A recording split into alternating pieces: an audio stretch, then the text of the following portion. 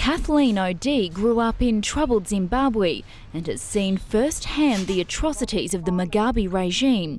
She was held hostage and mistreated under his government. He raped 3 of our workers and murdered 2.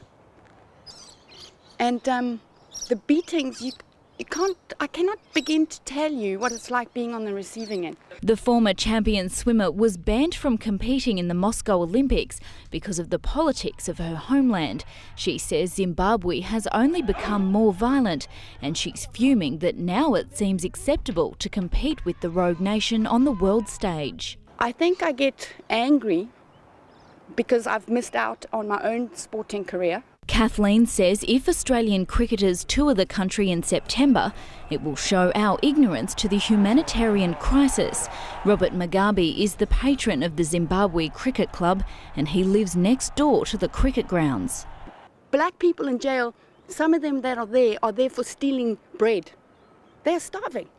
And how can you go and play cricket 5 minutes away from where this is all happening? She says attending the tour is morally and politically wrong, but it also risks the players' safety. She fears Mugabe could use the Australian presence in the country to make his own statement. Foreign Minister Alexander Downer will meet with Cricket Australia tonight.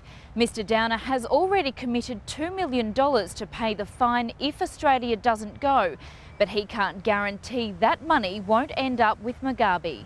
I said maybe Al-Qaeda can form a cricket side, Mugabe can captain the Zimbabwe cricket side and ICC can host it in Iraq. Former rugby union player Anthony Abrahams led a boycott of a union tour in 1971, and he says if Australia goes to Zimbabwe, the country risks losing credibility. And I think that it would give us, it would compromise us in the public arena, there's no doubt about that, particularly given that Australia's just won the World One-Day Cricket Championship.